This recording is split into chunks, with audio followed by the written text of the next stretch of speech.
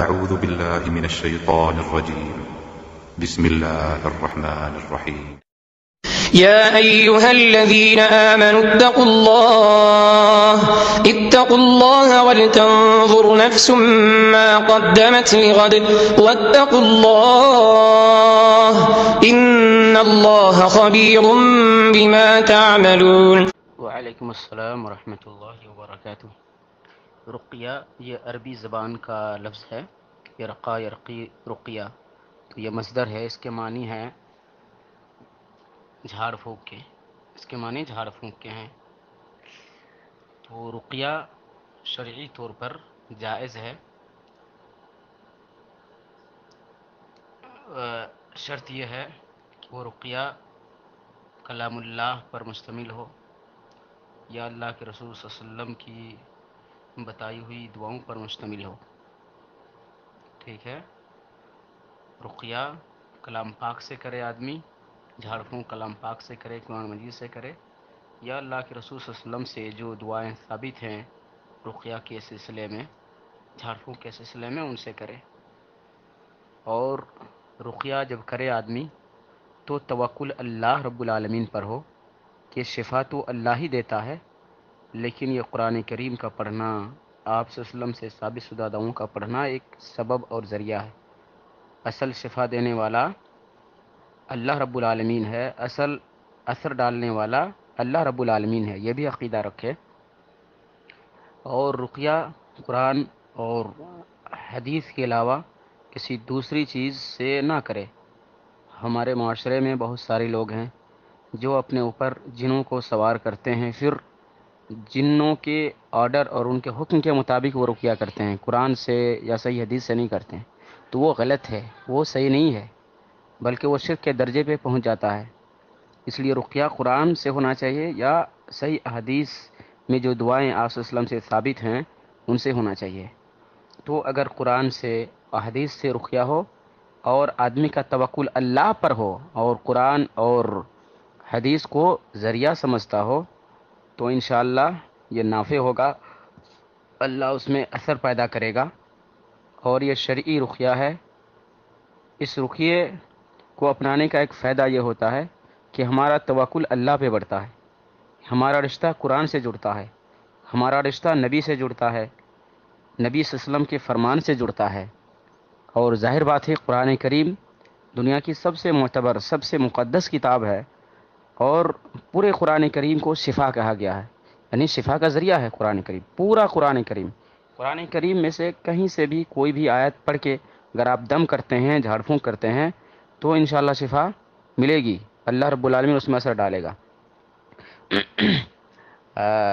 لیکن کچھ خاص آیات بھی ہیں، کچھ خاص صورتیں ہیں جن کو پڑھ کر اگر دم کیا جائے تو زیادہ اثر کی امید ہے۔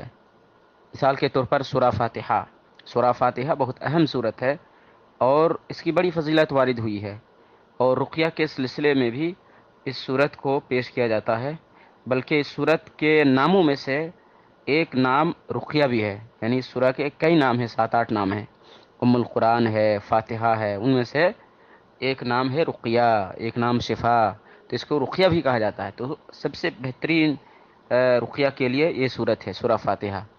ایک مرتبہ صحابہ کرام کہیں جا رہے تھے، سفر میں تھے، تو ایک گاؤں سے گزر ہوا، تو گاؤں والوں سے ان لوگوں نے کہا کہ ہم لوگوں کی ضیافت کرو، تو گاؤں والوں نے انکار کر دیا۔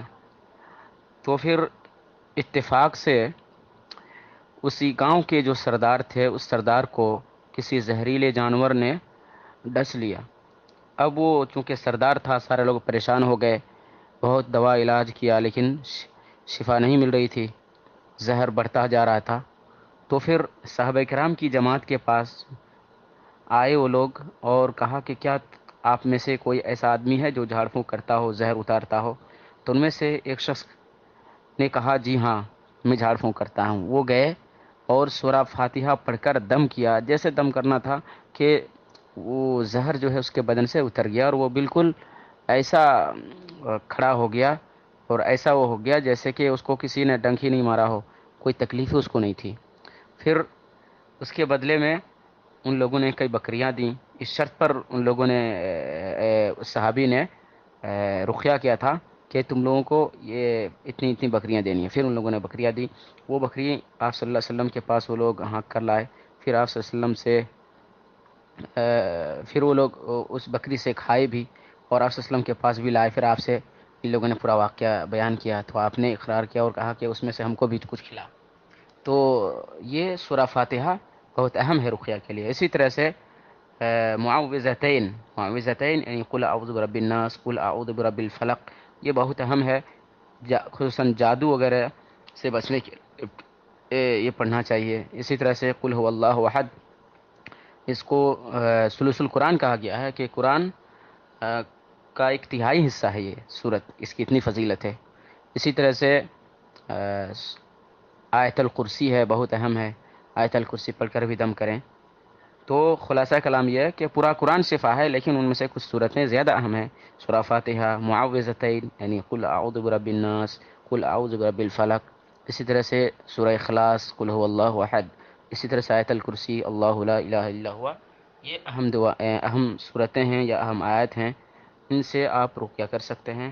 اور اسی طرح سے آپ صلی اللہ علیہ وسلم سے جو دعائیں ثابت ہے رقیہ کے سلسلے میں، بیماری سے شفا کے سلسلے میں، ان کو بھی پڑھ سکتے ہیں، لیکن چونکہ آپ نے صرف قرآن کی صورت کے بارے میں سوال کیا ہے، اس لیے اسی پر اکتفا کرتا ہوں۔ واللہ رب العالمین ہم لوگوں کو صحیح اسلام پر چلنے کی توفیق عطا فرمائے۔ السلام علیکم ورحمۃ اللہ وبرکاتہ۔